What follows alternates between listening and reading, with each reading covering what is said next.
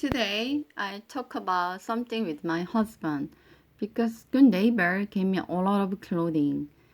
That's, clothing condition is very good because it's a new one. So I love to wear it. But my husband said, do not wear this kind of clothing because I don't like the pattern and print. So because, it has some sexual picture in the print. So, but I don't like it also, but I feel very cool when I wear it because it's hot weather. It's cotton condition is pretty well, so I want to wear it. But actually, I'm really think about the pattern isn't good.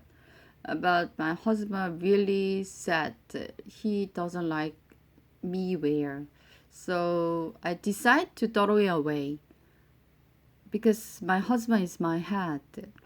So my couple, we have some kind of disagreement in opinion. I usually, throw away my opinion because Bible said husband is your head. So I'm just to follow what God said, right? So I'm gonna read our Bible English new vocabulary.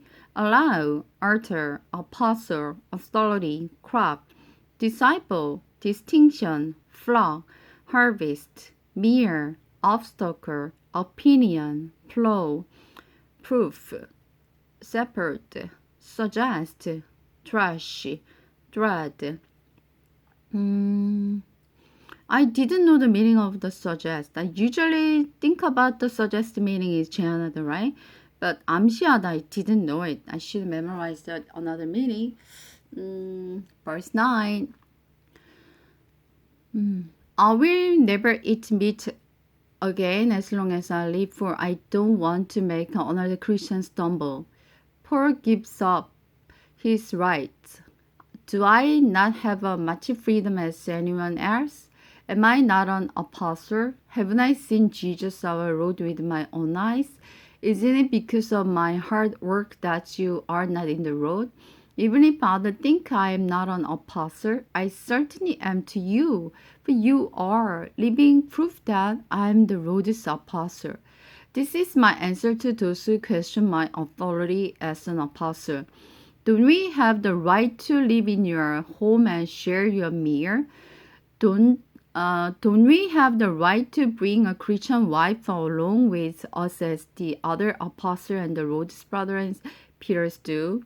Or it is only Barabbas and I who have to work to support ourselves? What soldier has to pay his own expenses? And have you ever heard of a farmer who harvests his crop and doesn't have the right to eat some of it? What shepherd take care of the flock of sheep isn't allowed to drink some of the milk? And this isn't merely human opinion. Doesn't God's law say the same thing? For the law of Moses said, do not keep on an ox from eating as if it tread on the grain. Do you suppose God was thinking only about oxen when he said this? Wasn't he also speaking to us? Of course he was, just as farm workers who plow field and thresh the grain expect a share of the harvest. Christian workers should be paid by those they serve. We have planted good spiritual seed among you. It is too much to ask in turn for mere food and clothing. If you support others who preach to you, shouldn't we have an even greater right to be supported? Yet we have never used this right. Wow, amazing.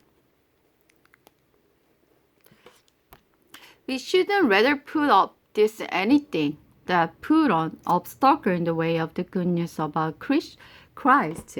Don't you know that those who work in the temple get their meal from the food bring to the temple as offering, and those who serve at the altar get a share of the sacrifice offering?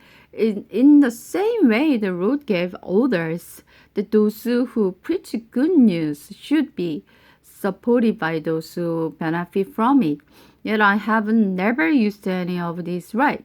And I am not writing this to suggest that I would like to start now. In fact, I would rather die than lose my distinction of preaching without charge.